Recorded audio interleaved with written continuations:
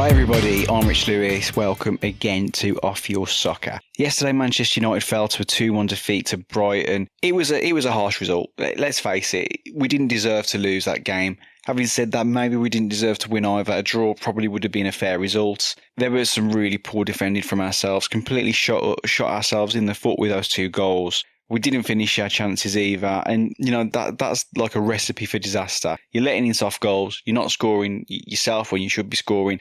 The game's probably not going to go in your favour unless you get a big slice of luck. In fact, we ended up with a big slice of bad luck. Let's have a look, though, at the brighter side of things and some of the pros from yesterday's game. The system that we're using, for starters, has clear benefits, and that was seen by our very, very solid first half. It wasn't spectacular, but there was something there to build on. And even with the goal that we conceded, you could see a route back into the game. You could see we probably would get back into the game. That was my feeling anyway. And the foundations of that, really, I felt was, again, using Mason Mount and Bruno Fernandes as almost a false front two, as it seems, in this sort of 4-2-2-2 system that we're using, or 4-2-4 if you prefer. They're harrying and pressing, not letting teams rest, not letting them reset. It just put us on the front foot a lot. It gave better protection for the midfield too. I think in the opening 2 games of this season, barring maybe the ends of games perhaps, we've not seen Casemiro look as exposed. He looks a lot closer to me anyway, to Kobbie Mainoo in the middle of the pitch, and we just look more solid throughout. There are issues with that which sort of didn't help, which we'll come on to when we get to the cons in a moment. But we're going to try and stick to the positive things for now. Ahmad didn't play. He didn't have his greatest game. However, he still managed to find a way to be impactful despite a poor performance, and that's what you want to see from your players. Some games you're not going to be knocking out your, a standard sort of 7 out of 10. That's what that's the base, what you want to see from a good player. Pretty much every game, can you hit a 7 out of 10? A few 6s in there too. That's where you want to be there and thereabouts if you're consistent and want to be a regular. And whilst Ahmad's overall play fell short of that, he still found a way to have an impact on the game.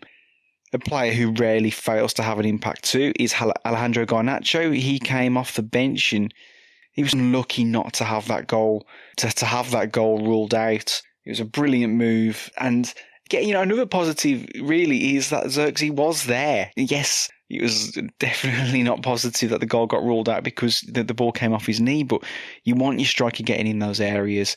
And as frustrating as it was, it's good to see that Xerxes, well, obviously known for his dropping back into deeper areas, he was willing to get in there and try and get something on the ball just in case it was needed. It just didn't go for us this time. He worked against us. But there'll be plenty of times in the future that if he's in the right place at the right time, if he's trying to break his neck to get into the box and get on the end of something, that's going to outweigh the bad more often than not. There were more minutes, of course, for Joshua Xerxes. He got a half in there. Mazraoui getting another game under his belt, and Matthijs de Ligt as well getting some time towards the end of the match. The more minutes we get these players to have, the more ready they're going to be to start games, or in Mazraoui's case, continue starting games for us. And ultimately, I think we limited Brighton as well. I don't think generally they definitely didn't do to us what they've done to us in previous seasons and made us look like we should be playing in League Two. We should have won the game, ultimately. If you take your chances and you don't let in silly goals at the back, then you're going to be fine. And that leads us on to the cons, because unfortunately that wasn't the case. And defending both goals was completely avoidable. The defence seemed to go to sleep for the first ball across in terms of the first goal, and you could argue that cross itself should have been closed down better. The second goal, the marking is completely nonsensical. I'm not sure who's to blame here. You obviously got the centre-backs looking around going, where's my left-back covering that zone? And Dalot, you can see obviously closer to the right-back position. You're thinking, should you be over there? Have you gone wandering, or is this bad organisation and you've actually got a different job and you're meant to be marking somebody? And either way, there shouldn't be that massive gap at the back post. So Brighton had a couple of players over there. It just went completely wrong. And Andreas Georgeson, the first team coach who came in over the summer, who has been designated, well, we've been told he's been designated with responsibility for set pieces. Well, he's got a lot of work to do before the Liverpool game to get things more organised back there, because that can't happen again this season, because that defending was absolutely shocking and it should just not happen for any team at this level. Marcus Rashford, again, a very underwhelming performance. I feel bad for him. I genuinely do at the moment because in pre-season he looked sharp. We saw some misses which, weren't great, but his general all-round play looked really sharp, and I was quite excited to see what he could bring back to us going into this season. There's been a bit of a change of aura and feel around the club, and I thought that might have a positive impact on him, and we might get to see the Rashford we had the season before last.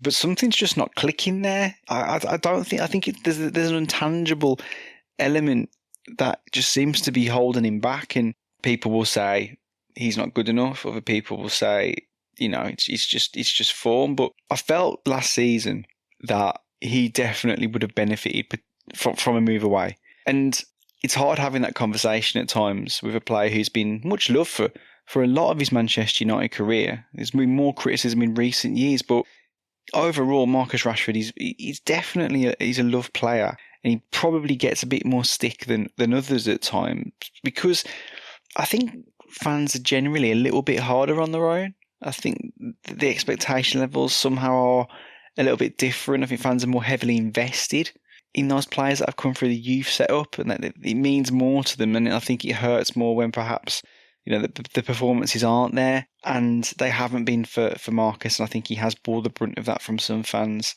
And there's still plenty to go this season. It's still early days, but I do think maybe his place will be under threat in the next game, especially when Ahmad did manage to get a goal despite his performance, and then Garnacho came on and caused problems too.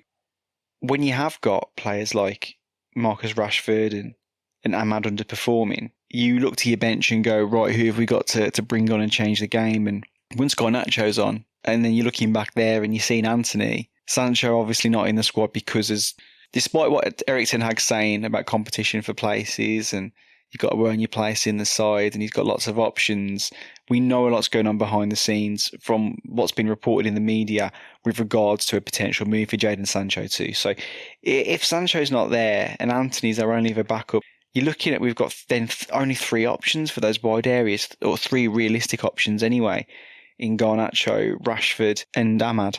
And that's not enough.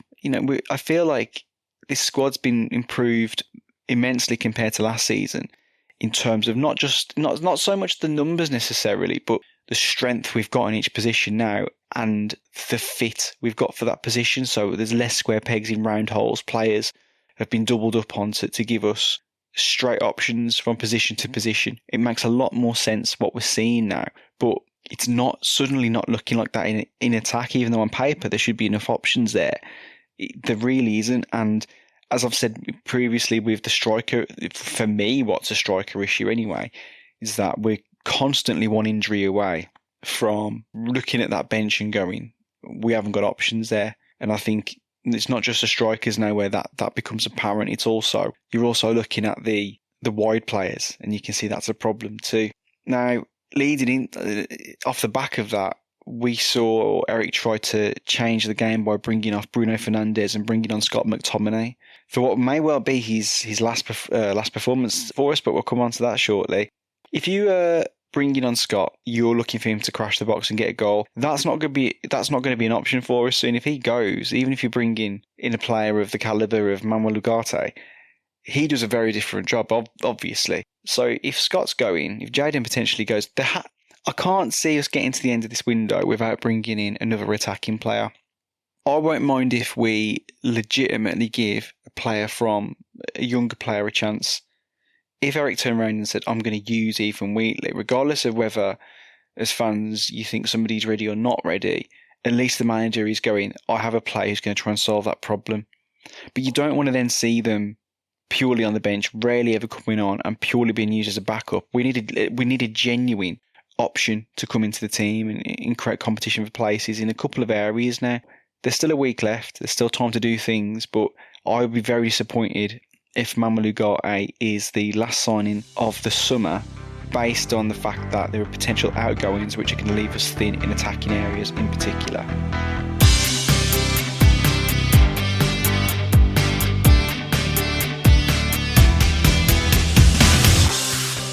Obviously, I was going to be on to transfers and incomings next, but we've really only touched on the main incoming that we know of, and that is Ugarte.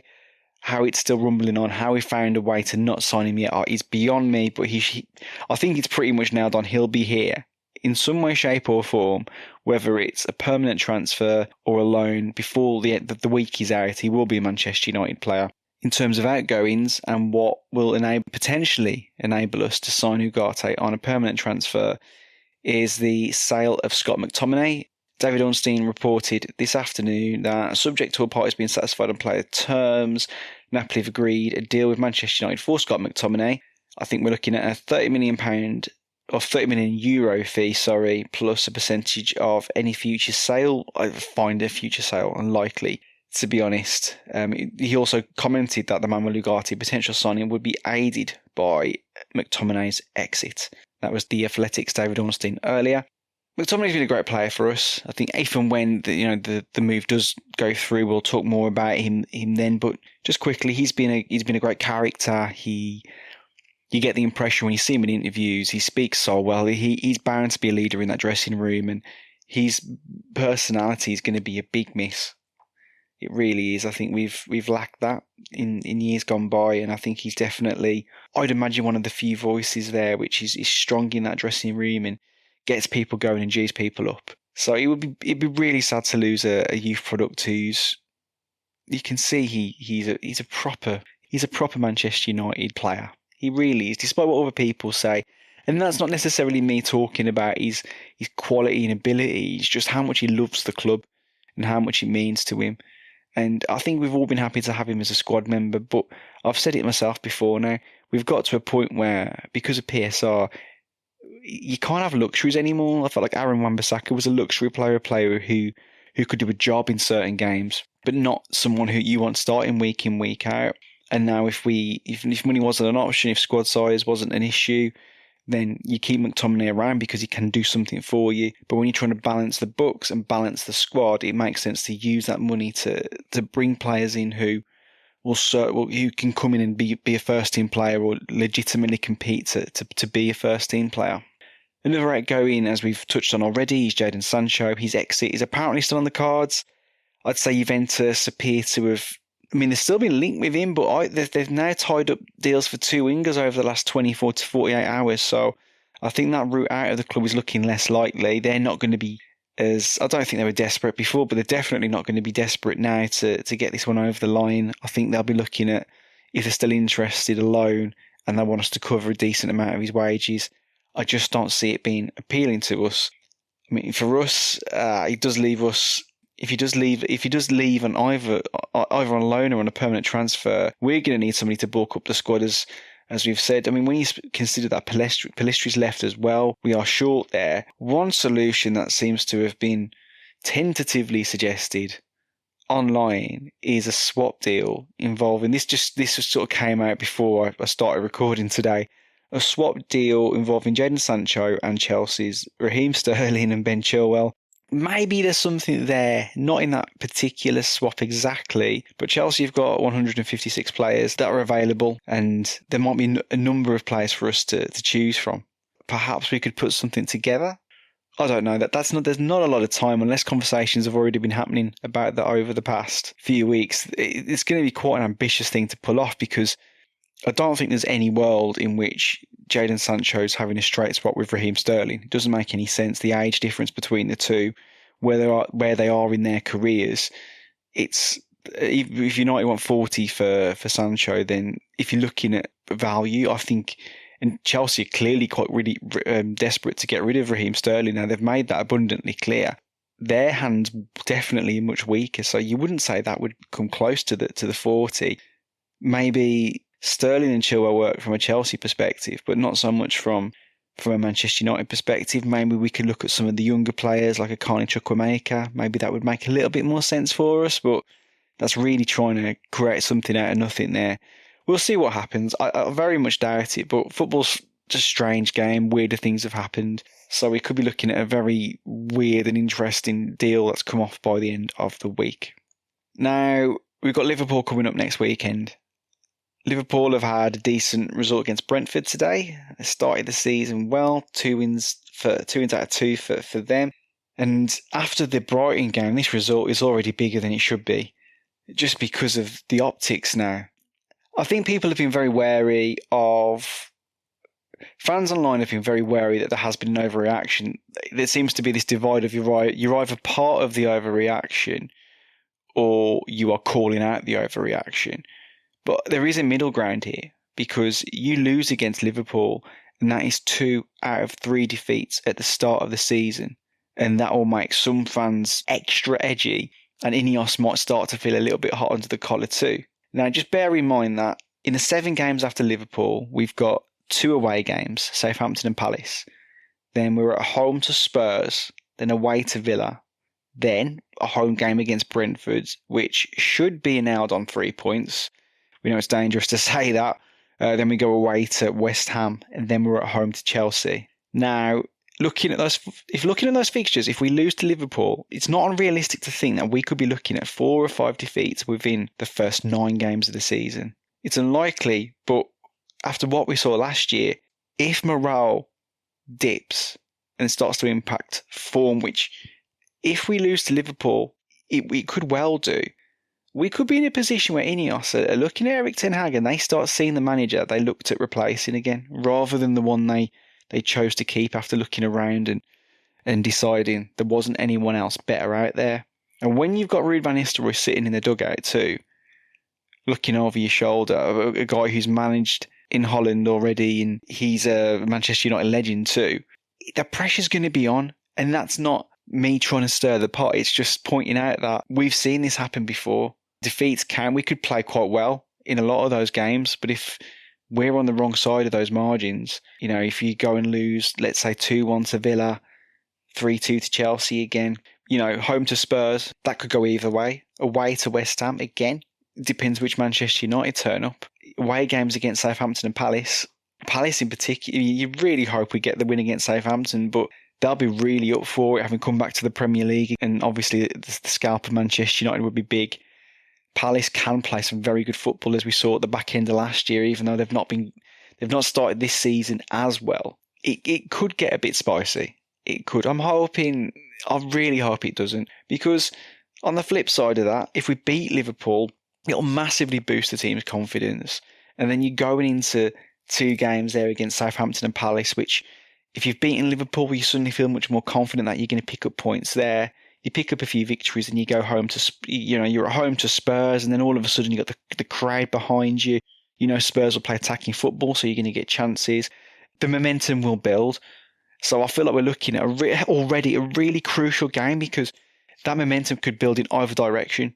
I don't know how looking at the fixtures that we're playing, I'm not sure how much of a middle ground there is there. I think it either goes well or bad, because if you pick up points against a team you should be picking up points against, but then you drop them against the other teams, that's still going to be quite a low score, and it's still not going to look too great for Eric, because there genuinely are some tricky fixtures coming up here. So I think we'll come out the back of those one way or the other. It will be at the end of those first 9 games, because there is a slightly more favourable run after that. If we can get there in a decent position, then I think we'll be all right. But next weekend is more important than it really should be right now. And if we just manage to get over the line against Brighton, regardless of what happens against Liverpool, it wouldn't have been so bad. We wouldn't be looking at this right now. But that late goal really has had a massive impact on the way people will perceive things at the moment. In terms of the team, I think Garnacho will be in. I think there's a real chance Marcus Rashford could be on the bench.